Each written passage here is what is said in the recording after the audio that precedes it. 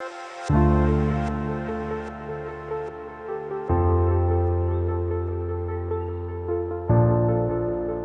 relations constituent une partie majeure de notre vie. Elles peuvent être épanouissantes, mais il suffit de peu pour s'engager dans des rapports dysfonctionnels, que ce soit au boulot ou dans nos relations personnelles. Mais si vous n'essayez pas d'avoir de rapports respectueux, authentiques ou constructifs avec les autres, alors qu'est-ce que vous recherchez qui serait plus intéressant pour vous? Qu'est-ce que vous avez à gagner à être rancunier, colérique, trop gentil? Et pourquoi adopter des comportements qui vous stressent ou vous épuisent? Peut-être que vous avez peur des autres et de leur jugement, peur de les décevoir. Vous n'aimez pas le conflit, donc vous faites des compromis. Vous tolérez tout ce qu'on vous dit ou demande au détriment de vos propres besoins. Vous ne savez pas dire non quand il le faut, et vous devenez docile en croyant que vous êtes gentil parce que vous faites des efforts pour avoir des relations lisses. Mais en contrepartie, vous vous surmenez et en faites plus pour les autres que vous n'en faites pour vous.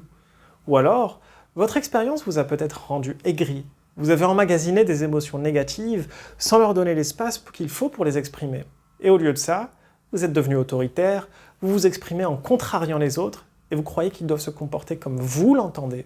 Au travail ou dans vos relations amoureuses, vous ne pouvez pas être en désaccord sans devenir désagréable, communiquer sans vous disputer, et vos comportements mettent les autres sur la défensive.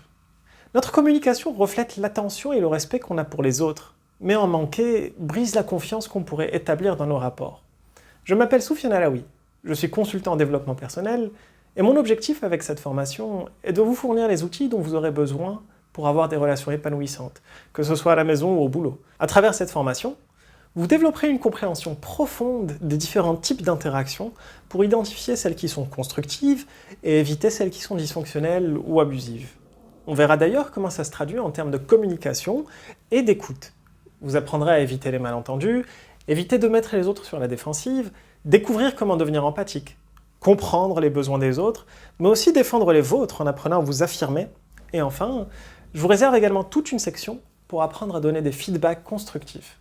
J'espère qu'à la fin de cette formation, vous serez en mesure d'entretenir des relations saines. Quant à moi, j'ai hâte de vous revoir dans ma prochaine vidéo.